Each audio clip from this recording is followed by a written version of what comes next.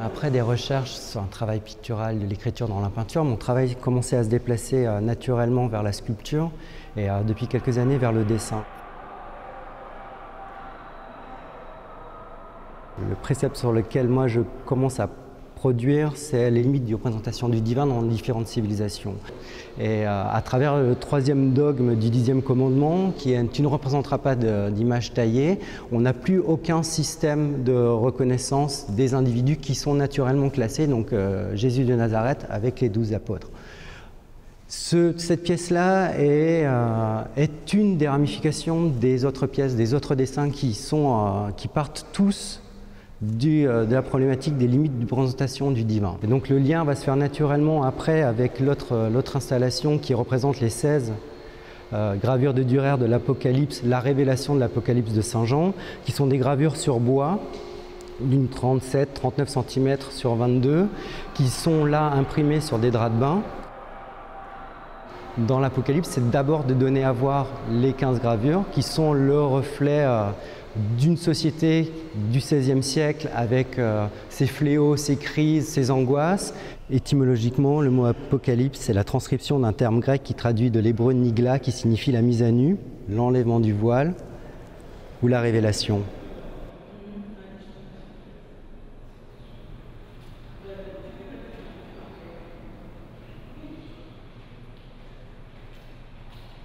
J'ai toujours eu la sensation d'avoir toujours pratiqué le dessin. Comme un enfant s'intéresse au dessin. Mais ça va faire depuis une dizaine d'années que j'ai commencé à essayer de créer une relation, un lien avec le dessin et l'image photographique, que ce soit l'image photographique issue de films de 7e art, mais des films qui sont beaucoup plus concentrés, sont cernés sur un cinéma du passé justement, un cinéma qui plus issu des années 50, 40-50, donc les films noirs. Disons, il y a deux choses parallèles, je pense. Il y a déjà des choses qui sont donc concentrées sur un cinéma d'avant, donc vraiment plus basé sur une certaine nostalgie et désir d'avoir accès à une époque non vécue. Et des images qui sont beaucoup plus personnelles, justement comme ici, où là, je peux vraiment être à la fois acteur, être à la fois réalisateur, en mettant en scène des personnes. Des dessins qui me servent après à placer à l'intérieur de mes propres films cette fois. Justement au Centre d'Art, il va y avoir la présentation d'un de mes courts-métrages justement, où là pour la première fois j'ai intégré des séquences animées avec des prises de vue réelles.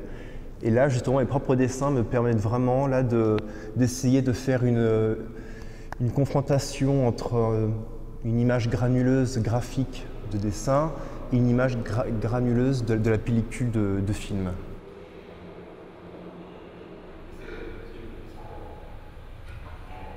Commençons par Igor Strohmayer qui va présenter une pièce un peu extraterrestre dans le projet, qui est un robot qui, comme il dit, ne commet aucune action artistique dans l'espace de l'exposition, sauf peut-être d'enregistrer et d'envoyer un signal vidéo vers Cahuenga, territoire numérique, à Montpellier.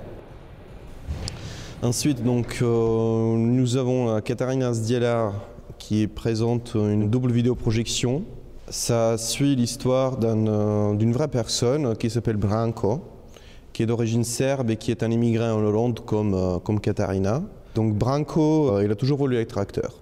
Donc un des films traverse un peu ses expériences d'acteur, et l'autre, en fait, c'est une reconstitution, entre guillemets, d'un film qu'il avait fait pour la section de l'immigration hollandaise.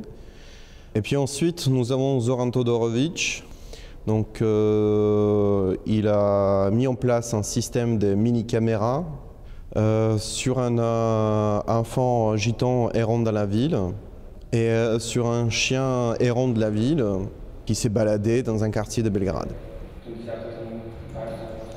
Ensuite, donc, on a Bojan Fajfrić avec sa vidéo, donc plutôt son film, Tête à rythme, retrace l'histoire de son père qui a participé à une session du Parti communiste serbe très cruciale dans l'histoire des conflits en ex-Yougoslavie.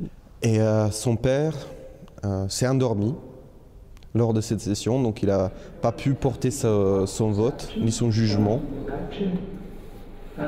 Ресторан и дома Нико Ганс, местный